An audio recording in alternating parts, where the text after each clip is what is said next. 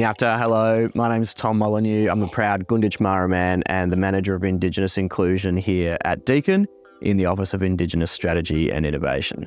Hi, my name's Helen. I'm a Watcher Ballot woman from the Wimmera.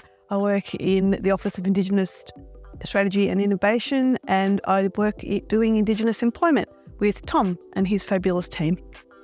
I see this less as a conversation about voice. I think a lot of Aboriginal and Torres Strait Islander peoples have their voice and they're not afraid to use it.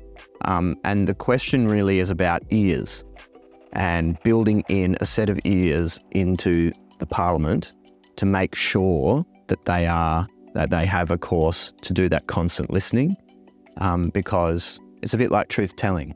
Aboriginal people have been telling their truth for more than 200 years, but only now is society starting to get ready to listen to that. So the conversation is not really about truth telling, it's actually about truth listening. And I feel like voice is similar in that respect. It's about setting up permanent and enduring channels for the government and the Parliament to listen to Aboriginal and Torres Strait Islander people. And I hope that opportunity is grasped.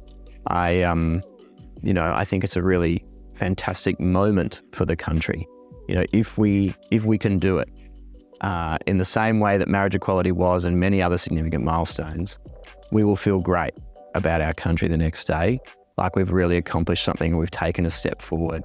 And so for me, I really do hope that people can find their way to voting yes, even though they may have questions about how it will work. And that's the job of Parliament moving forward. And the flip side to that is there's accountability for us. We've got an obligation to do it right and to do it well and to promote a progressive, informed, logical path forward, and we'll have to own the decisions that we make in that space, and it's both sides. Yep. Which is that is what the voice will give us, a chance to be empowered, but to also have to be accountable to that.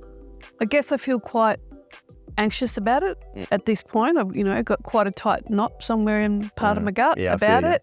And I'll have to just sit with that discomfort for the next 6 weeks or whatever we've got left. And that's just going to be the way it goes. So I feel a little more heightened emotionally. I can get a bit more teary and a bit more affected by things at this point. Well, John Farnham's ad did that to me. Yeah, exactly.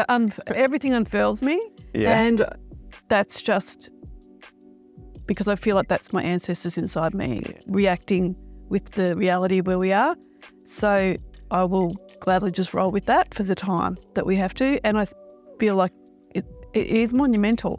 Yeah. And I know that how fabulous positive change can feel. I'm looking forward to that. Yeah.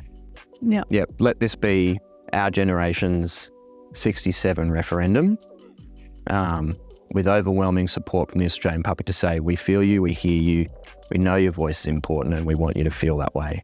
Yeah. I think it's a great opportunity for Australia to vote and reflect that. So if people are feeling unsure, if they don't feel like they've had an opportunity to engage with all the material, the Deakin Library have put together a fantastic guide with a lot of resources for both the yes and no campaigns for you to be able to access both sides of the argument. And this series, Blackout Coffee, will continue. So please stay connected to the Office of Indigenous Strategy and Innovation to keep hearing more Aboriginal and Torres Strait Islander voices from Deakin.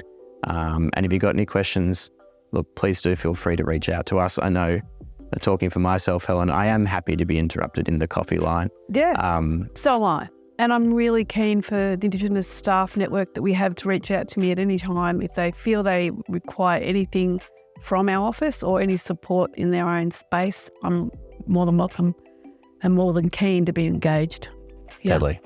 Hey, go well. Thank you.